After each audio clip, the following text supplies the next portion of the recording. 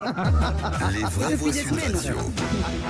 Bonsoir Félix, trois Bonsoir. mots dans l'actu qui sont proportionnel, croissance et éloge. François Bayrou rouvre le chantier de la proportionnelle aux législatives avec une série de consultations. Marine Le Pen ouvrait le bal aujourd'hui. Tous deux défendent depuis longtemps ce mode de scrutin. Le gouvernement maintient sa prévision de croissance 0,7% pour 2025. Le ministre de l'économie l'annonce sur Sud Radio. Mais ça va être un combat, prévient-il, après la performance au premier trimestre 0,1%. Et puis la presse anglaise dithyrambique sur le PSG au lendemain de la victoire des Parisiens 1-0 sur la pelouse d'Arsenal en demi-finale aller de Ligue des Champions. Les vraies voix Sud Radio. La proportionnelle avait fait entrer le FN à l'Assemblée nationale en 1986. Aujourd'hui, François Bayrou entamait ses consultations sur le retour de ce mode de scrutin aux élections législatives. Et il recevait en premier Marine Le Pen avec le président de son parti devenu le RN, Jordan Bardella, pendant 3 quarts d'heure. À la sortie, Marine Le Pen se dit optimiste sur les chances de s'entendre avec le gouvernement pour une réforme du mode de scrutin. Le scrutin de 86, c'est-à-dire la proportionnelle intégrale par département, nous apparaît être un moindre mal par rapport à un système majoritaire qui aujourd'hui ne permet pas que chaque voix des Français soit entendue et soit respectée. Le scrutin proportionnel est un élément de réparation, je le crois, de la confiance des Français envers leurs représentants, de l'utilité aussi du vote, de la participation au processus démocratique. Le Rassemblement national le défendra. Marine Le Pen après sa rencontre de 45 minutes avec François Bayrou à Matignon. Philippe Bilger. Je serais très favorable au scrutin proportionnel. Bien sûr, les modalités dont on a parlé hier pourraient déterminer quelques modifications, mais le scrutin proportionnel en lui-même me plairait beaucoup. On a déjà parlé du panachage. Moi, ce qui m'a intéressé par rapport à ça, c'est les instituts de sondage qui ont fait des projections par rapport à ce que souhaite Marine Le Pen, 86. Et ça donnait, ces projections sont incroyable, ça donnerait 206 députés RN, ça donnerait 190 députés de gauche, Nouveau Front Populaire, ça donnerait à peine 29 députés à droite, 18 pour le Modem et 118 pour le groupe Macron. Donc si on revenait... Je vais pas changer d'avis. Voilà, non mais voilà, c'est ça, c'est le vrai sujet. Revenir à 86 avec en comparaison, on compare chiffre par chiffre. Législative 2010, de juillet dernier, eh bien nous aurions un Rassemblement national en tête, mais pas majoritaire, une gauche énorme et en fait un affaiblissement du bloc central et d'un droite. Mais comment est-ce qu'on va faire la cote mal taillée? Vous me passerez les choses, que le RN veut une proportionnelle départementale et les Verts veulent une proportionnelle régionale, Sylvain Lévy. Oui, là, ça va être les négociations de boutique ou d'arrière-boutique. Voilà, on va essayer de prendre de la hauteur sans nous perdre de vue. On va se dire la chose suivante. C'est aussi le principe de démocratie. Dans ce que dit Philippe Bilger, et moi j'y souscris complètement, c'est aussi le reflet de ce que pensent les Français. Parce qu'à un moment donné, notre système de vote aujourd'hui, de scrutin, il ne reflète pas ce que les Français aujourd'hui choisissent comme orientation politique. Et le fait de le faire en proportionnel dans les régions me semble être une excellente piste. Dans les régions ou dans les départements? Dans les régions. Mais je vais vous dire une chose. En réalité, ça arrange personne si on y réfléchit bien. Parce que on arrive au bout d'un système dans la Ve République et aujourd'hui on n'arrive plus à trouver une majorité et qu'il faudra peut-être certainement réinventer un modèle qui permettra de donner aux Français la juste représentation. Et je pense que dans le scrutin à la proportionnelle par région, il y aurait un reflet évident de la population et de ce que pense la population dans ses orientations. Prenons le pari. Allez, le deuxième mot, croissance. Le gouvernement maintient sa prévision pour cette année. Le chiffre du premier trimestre vient de tomber, indique sur Sud Radio le ministre de l'économie. 0,1%, c'est pas les 30 glorieuses, mais il n'empêche, Éric Lombard l'annonce, le gouvernement maintient sa prévision de 0,7% pour l'année 2025. Et quand bien même cette prévision apparaît un chouïa optimiste. La bonne nouvelle derrière ce chiffre, d'abord, c'est que malgré l'absence de budget, puisque nous avons attendu fin février pour avoir un budget, ça a énormément pesé sur la croissance est positive.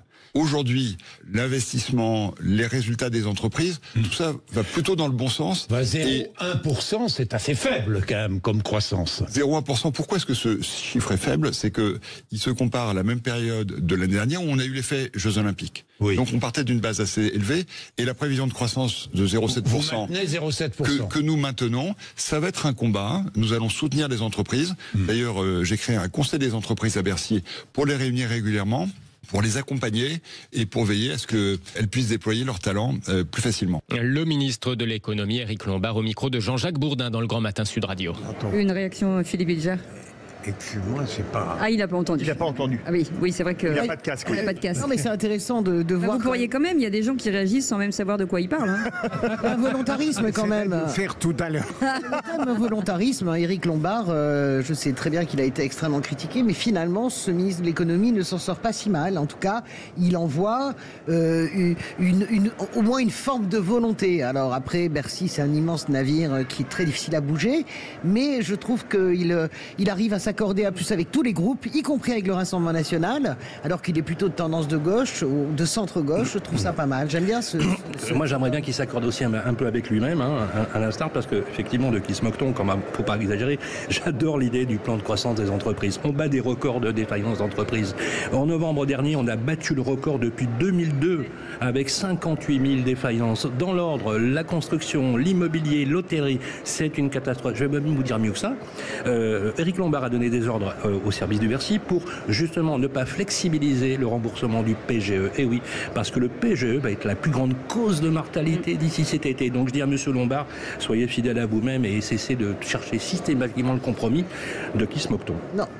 Enfin, on peut reprendre. Non, on reprendra après, mais je suis pas d'accord avec vous. Sur le PGE, je suis d'accord avec vous, mais vous savez, vous payez le Covid, vous savez très bien que whatever it takes. Mais ma chère Françoise, le nombre de défaillances, non seulement je sais sur le PGE, mais qui a fait quoi avec le PGE? Mais nous avons un Éric Lombard qui dit qu'il faudrait bien, pour la correction du marché, que les entreprises zombies puissent disparaître. À un moment donné, on parle quand même de gens qui perdent leur emploi. D'abord, Éric Lombard, c'est pas le perdreau de l'année. Vous savez très bien qu'il connaît parfaitement le monde des entreprises. Il en vient, il a travaillé énormément. Donc moi, je le défends. Dans l'entreprise. Mais il en vient. Non, il était patron de la Caisse des dépôts. Bien sûr, non, mais ce que je veux te dire, il comprend. C'est une petite entreprise. Il comprend parfaitement. Non, mais il comprend parfaitement la subventionnée. Il comprend parfaitement la mécanique des entreprises. Vous n'allez pas me disputer ça quand même. C'est un type. On va lui demander de créer une SAS from scratch pour savoir s'il est capable de créer une boîte. Les entrepreneurs, vous êtes un peu saoulant en pensant que les politiques sont des espèces de débiles qui comprennent rien parce qu'ils n'ont jamais été patrons de la SAS. Ah non. Sois sympa. Le procès est très facile. Non, c'est pas ce que j'ai dit. C'est exactement ce que tu veux dire. Non, la force vive, excusez-moi, ma chère Françoise, mais la force vive, c'est 4 950 000 petites entreprises de moins de 20 salariés qui représentent aujourd'hui les 2/3 de l'emploi national. D'accord. Si on prend les grandes entreprises, pas trop vite le matin et pas trop tard le soir, à un moment donné,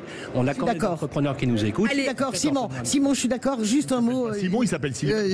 Non, mais appelez-moi Georges. Moi, j'adore Simon. Non, mais Simon, ou Henri. Écoute-moi, moi je suis... Allez, faites-moi un bisou et on recommence. Allez, j'adore, mais... Les amis, le troisième mot, on est en retard. Allez, on y va. Troisième mot, éloge, celle de la presse anglaise, à propos du PSG. Oui, une fois n'est pas coutume, la presse anglaise est élogieuse effectivement vers le PSG après la victoire parisienne 1-0 sur la pelouse d'Arsenal hier en demi-finale allée de Ligue des Champions. Ce PSG ressemble à la meilleure équipe d'Europe, écrit le Daily Mail. Une équipe formée de joueurs qui semblent prêts à soulever la Ligue des Champions pour la première fois. Le Daily Telegraph renchérit sur l'éblouissante prestation collective des Parisiens lors des 20 premières minutes.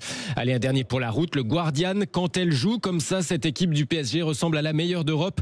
Elle a su priver Arsenal dans son propre stade de ses super pouvoirs. Voilà, j'ai envie de demander, tiens, à Philippe Bilger, comme on dit, n'en jetez plus en anglais. En tout cas, sachez que Cocorico, ça se dit cock-a-doodle-doo. Match retour PSG Arsenal, ça sera mercredi prochain à 21h. Et attention pour le match retour, le coach des Britanniques est déterminé. Nous sommes à la mi-temps, nous devons aller à Paris, gagner le match. Nous pouvons le faire. J'ai vu de très bonnes équipes, déclare Mikel Arteta. Je sais pas, Mister Bilger, s'il y a un équivalent britannique pour l'expression remontada. En tout cas, le coach d'Arsenal semble vouloir y croire, apparemment. Ça fait du bien, les Anglais qui disent beaucoup de bien d'une équipe française, c'est pas fréquent. On attendait un très grand entraîneur pour le PSG, notamment lors de la Ligue des Champions. On l'a eu dans le championnat de France. Là, on en a un qui a donné une capacité au PSG qui devient admirable, même pour des gens qui n'aiment pas le Qatar ni le président du PSG. Ben dis donc, qui n'avait aucun lien avec cette équipe. Même moi, petit à petit, je me dis ça serait bien. Ceci dit, n'enterrons pas trop vite Arteta, parce que j'aime infiniment Arteta, en fait, grand entraîneur espagnol. Je pense qu'il est derrière Guardiola. Et donc c'est un duel d'entraîneurs espagnols, ce qui est complètement dingue. C'est-à-dire que vous avez Arteta, qui est de San Sébastien, qui est basque, espagnol, contre Luis Enrique, qui est barcelonais, qui qui est catalan. Alors, bonjour le duel. Guardella, ma passion. Il est pas catalan. Il a joué à Barcelone, mais il est originaire d'Oviedo, je crois, ou de Gijón, il me semble. Mais je croyais qu'il était catalan. Il a joué à Barcelone. Alors peut-être ça, bien sûr. Alors il y a quand même une chose, juste un mot. Les Italiens sont aussi dithyrambiques. Alors là, c'est des très grands joueurs italiens. Del Piero a dit, Luis Enrique a donné une âme à certains joueurs du PSG, comme Dembélé. Tu le vois courir partout, faire l'effort. Del Piero. Capello qui dit le PSG m'a impressionné et Costa Curta. Généralement, les équipes qui arrivent en Angleterre souffrent dans le premier quart d'heure. Eux, ils ont rapidement mené à Liverpool et Arsenal. C'est grand. Voilà, ça y est, c'est grand parce que quand on voit la rivalité moi, italien-français. D'accord, d'ailleurs, j'ai qu'une chose à dire, c'est j'adore le rugby. Merci Simon. Oh, la méchanceté de Sylvain. Vous avez du bol, Sylvain, parce que nous sommes la radio du rugby. Oui. Donc, vous avez du bol, vraiment, vous avez du bol. En tout cas, merci. Merci Félix Mathieu, vous restez avec nous. Allez.